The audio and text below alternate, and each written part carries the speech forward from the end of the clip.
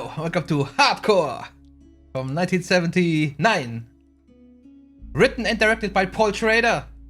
That's what I'm most excited for. Another Paul Schrader film.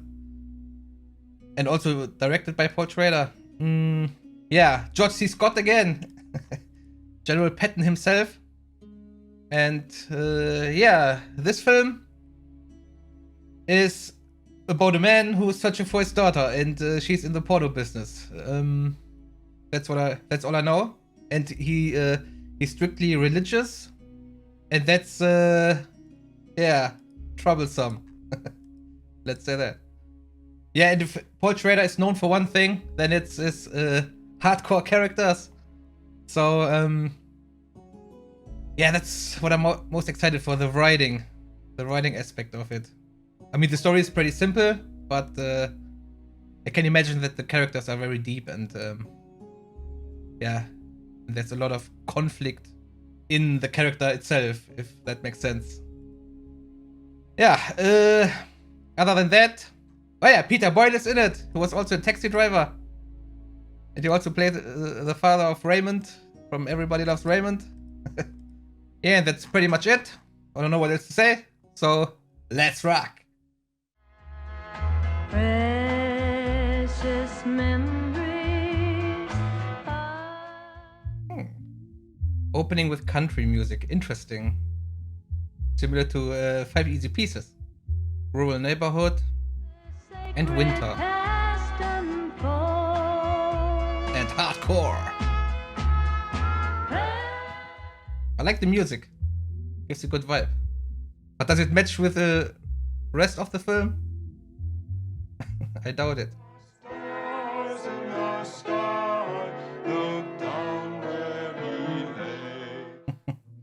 Alright, the religious theme is, yeah, present very much. Oh, he has an own business? VanDorn was his name, right? Huh.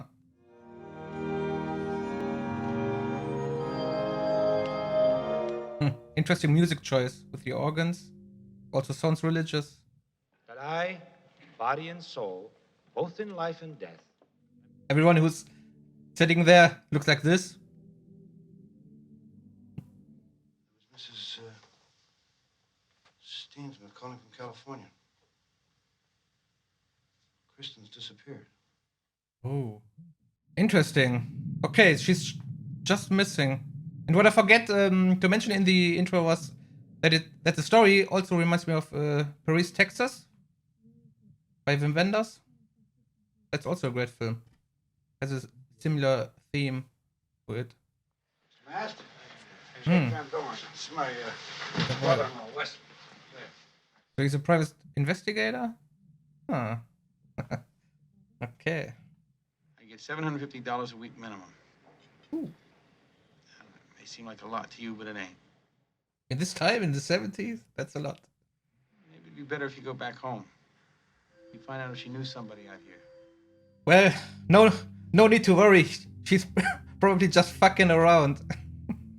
How's your business, Jake? Not too bad. That's some great acting by George C. Scott. Just by the facial expressions you can see what's on his mind.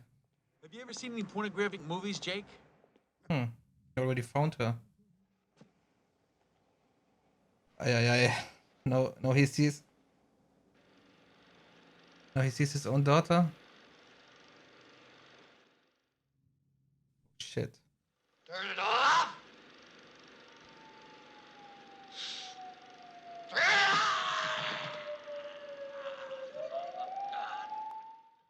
Man. And I wonder what the reason is he left. If it was a conscious choice by her, or if she was taken by force. And she was portrayed as shy and quiet person. So I can't imagine that it was by choice.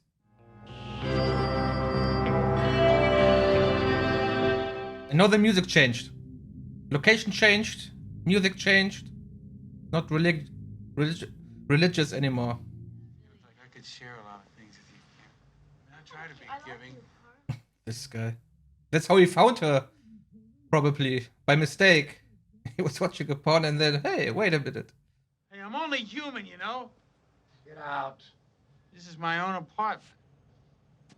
Get out. Uh-oh. The fury of a father.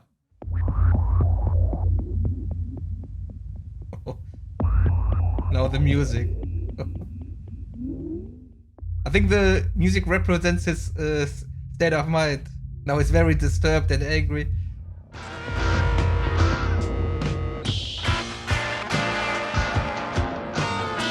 Now I get some taxidermy vibes when he's driving the car and the camera from the point of view from the car, and everywhere there's filth, which needs to be washed away, but without the green tones. Where the bastard runs this shithole? Oh, now he gets angrier and angrier, and I'm wondering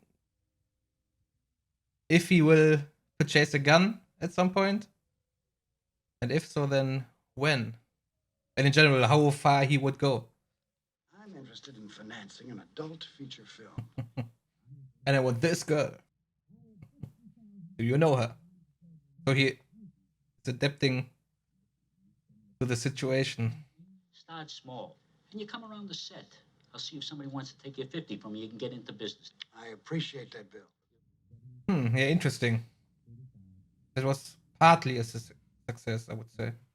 We're casting male roles for an explicit sex action feature. No, I noticed. Oh man, that's him. The porno mustache. I'm Dick Black. You're doing a porno movie, right? Right. Then I'm Dick the man Black. for you. Well, I'm glad to meet you, Mr. Black, but I'm afraid you're not exactly Oh, the type bad. we're looking for. You mean because I'm black? No, because you're a dick. Don't you want to see my stuff, man? Yeah, sure.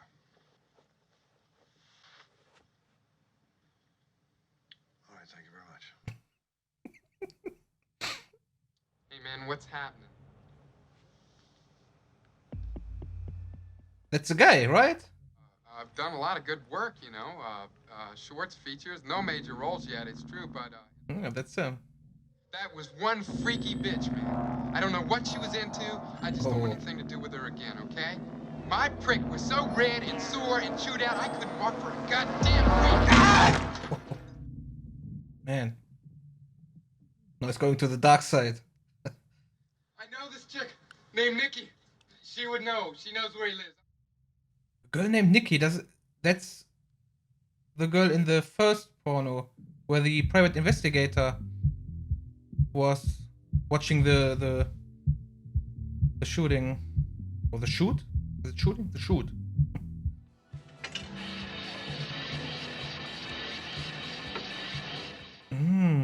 That's another similarity to Paris, Texas. This box. I'll give you $700 a week cash if you help me find this girl. Interesting. I want to rehire you. I also want you to protect my brother-in-law. Yeah, interesting. Now that the private investigator is back, he has some sort of a guardian angel. Who are you? I'm her father. Jesus. Her name's Kristen. She disappeared a couple of months ago. Couple of months already. And first time he told the truth. That it's his daughter. All men, through original sin, are totally evil and incapable of good. All my works are as filthy rags in the sight of the Lord. That's what the Venusians call negative moral attitudes. God has chosen a certain number of people to be saved, the elect, and he's chosen them from the beginning of time. That's predestination. Well, then it's all worked out. It's fixed. More or less. I thought I was fucked up. I think so, too. Interesting. Now the music changed again. Not so dark anymore. Huh. She's a good influence on him. You think it's so unimportant that you don't even do it. I think it's so unimportant that I don't care who I do it with. No, we're not alike. You can never understand a person like me. I'm a mystery to you. I don't care what's happening in Los Angeles and New York. I don't care about the movies or TV. I don't care who's on Johnny Carson. Well, what do you care about? I care about my daughter.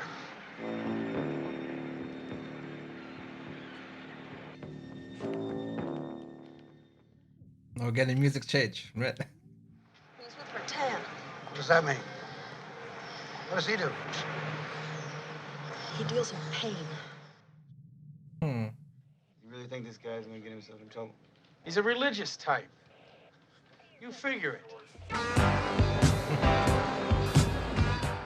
That cut very much looks like a religious type with the sunglasses and the jacket. And then that music. Listen, I don't know your daughter, but I wouldn't expect too much about her coming back. What makes you so sure? Your wife isn't dead, is she? So she's looking for her or what? I want to meet,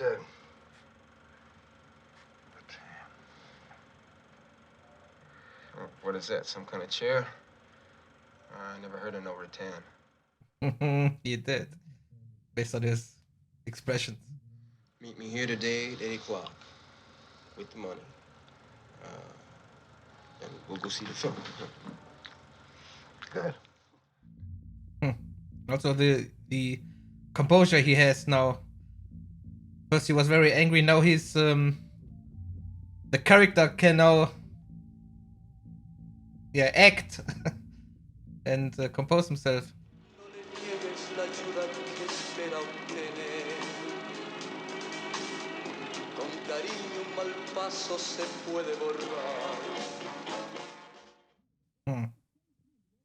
That was strange.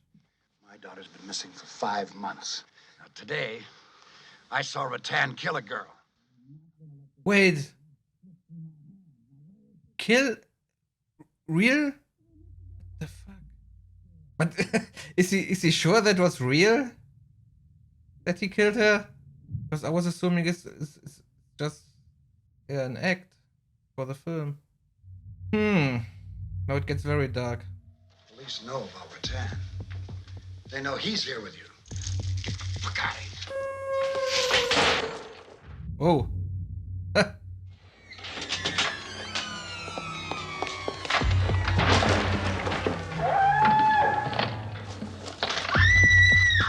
And the music. El Matador, he goes there.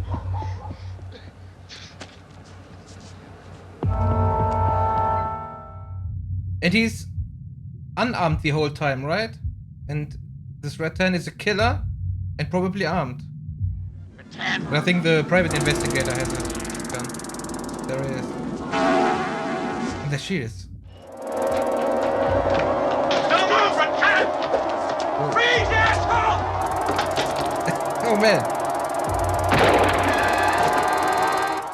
Wow, he just killed him. What about Kristen? Why did she run away? Kristen. Don't hurt me. Did she lose her memory? They didn't make me do anything. Oh, okay. I wanted to leave. I didn't fit into your goddamned world. I wasn't pretty or good enough for you.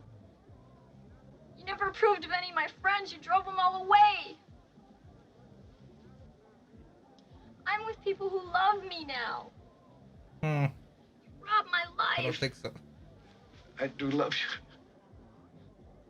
I just never knew how to show you.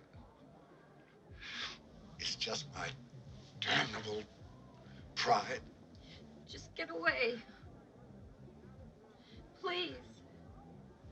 You really want me to go? No. Then you take me home. Man.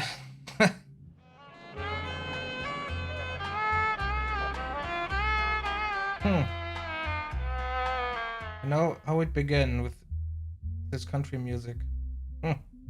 Whoa, what an ending, eh? got very deep at the end. But surprisingly, because it wasn't portrayed at the beginning, that she was so unhappy, and her the relation with her father that was left out at the beginning, only at the end. So he's partly to be blamed. His damn pride. And I like that song. I really do. Paul Schrader. He has a special way of doing films. Yeah, there's also so radical from Kristen. A radical decision to run away instead of communicating. But okay, she was very young and didn't know better. But great film, great film. Alright! That's it. See you at the review! Alright, that was it. That was Hardcore. Or Hardcore. And it was great. It was really great. Yeah, many aspects I really liked. The film also had a few flaws, but not that many. I mean, it was a great film, but not perfect. Yeah, but overall, well, enjoyable. Very hard to watch sometimes. Yeah, just because of the theme in general. And what I enjoyed was the characters, the acting, especially George C. Scott.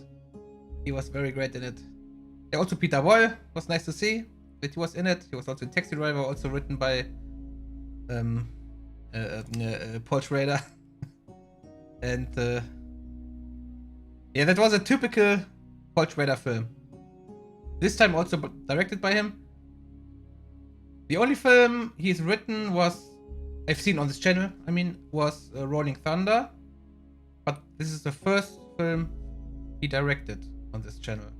Yeah, second time George C. Scott on this channel. What I really liked was the music in combination with the camera work. But here's a little critique. As I said, it was not perfect because at the end, when he was very angry and looking for that one guy named that murderer guy, Ramada, when he was going for him, then it was dark outside, great atmosphere, but the camera, for my taste, was too stationary. I would have liked more movement in the camera. That would have been a good combination with the music. Like that one scene where he was thrown out of this building and the camera movement slowly into his face, that the cops drove by. That was great. And I like that. But overall, the direction was very solid, I would say. The story was very simple, but Paul Schrader did a great job in writing the script because all the events get revealed in time. I mean, he took a long time to introduce the characters and such, but not to a point where you know everything, especially the reasoning why Kristen left. If she left by decision or by force, that wasn't explained, and that was good, because then you wonder and get these little pieces of information by time. Yeah, that was great. And what I don't understand is that one scene, the screening scene, if it was really murder or not, but I can't imagine that they killed someone on film and then trusting Jake without knowing him, but trusting him that he doesn't go to the police. Yeah, that was a little strange. Or Jake just thought it was real murder and probably. And also, this film had a lot in common with not just Taxi Driver, but also Paris, Texas, but way darker than Paris, Texas. Way darker. More like but not so dark as Taxi Driver. And this was after Taxi Driver, 79.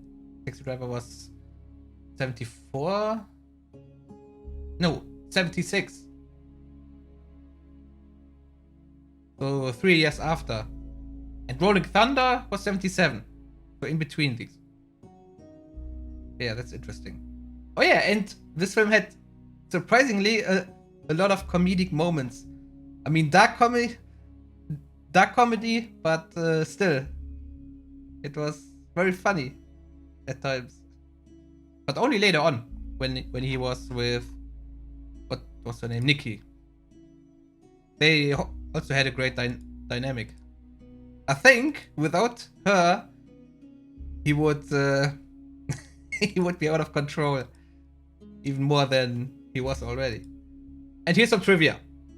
George C. Scott and director Paul Schrader did not get along so much that at one point Scott refused to come out of his trailer and threatened to quit the film. Scott only agreed to come out after forcing Schrader to promise that he would never direct again. Obviously, Schrader went back on his promise. Yeah. Let's see, how much did Paul Schrader direct? 28 in total, but not feature films. Whoa, he did 28 feature films is what I'm getting from this list. No shorts, no video made for video. Oh, okay, one music video, Bob Dylan, for 27 feature films. Nope. 26. There's one short film and one made for TV, but that's a feature film. Man, 26. That's a lot. And that's interesting. His first feature film directed by him, Blue Collar, with Richard Pryor and Harvey Keitel. That's interesting. Richard Pryor, known for his comedic roles. And it's crime drama. But back to trivia. The movie was based on a real, true life story. As a high school student, writer-director Paul Schrader had heard about a local teenage girl in Grand Rapids, Michigan, who went missing and was eventually found to have appeared in an adult movie. This local mini-scandal organically evolved into this picture screenplay. Man, okay. Didn't know that. When location director Paul Paff was scouting porno shops for the film, he was stonewalled. Paff remembered, "That was the worst experience of my life. They are all scared to talk to you. If you say to a manager that you want to film in his pawn shop, he says, 'Get out!' Then you have to go and find the owner of the shop. That's the most difficult thing. They are often lawyers and doctors. I'd have to leave my name, then someone would call me back. Often I wound up talking to people behind closed doors." Oh man. Jake VanDorn was a Calvinist. Director Paul Schrader once studied to be a minister in the Dutch Christian Reformed Church. Schrader actually came from a district Calvinist upbringing in a family that lived in Grand Rapids, Michigan, where part of this film is set. Yeah, and Paul Schrader did also a religious film about a priest with Ethan Hawke. First Reformed. That's also very interesting. And it's also on my list. On my very long list, I have to say. Writer-director Paul Schrader used John Ford's classic western The Searchers as inspiration for this movie. Ah, The Searchers. I've seen that a long time ago. The picture has frequently been said to have inspired the late 1999 Joel Schumacher film 8mm. Ah, warte mal, 8mm. Oh yeah, this film. Right. I totally forgot about this film. I've seen this when it came out. Shortly after. So, over 20 years ago. Wording which appeared to be a quote by George C. Scott from the film was boldly publicized in a massive font size as the film's main tagline on movie posters. It said, "Oh my god, that's my daughter." However, Scott doesn't actually ever say this in the movie. That's right. But interesting. Alright, okay. I think that's it. That's a wrap.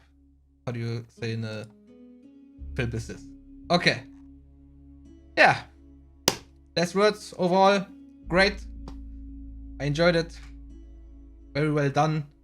Especially at the music and the atmosphere overall. That's why I like Paul Schrader's work in general. If it's writing or directing. Yeah. Wasn't my last one.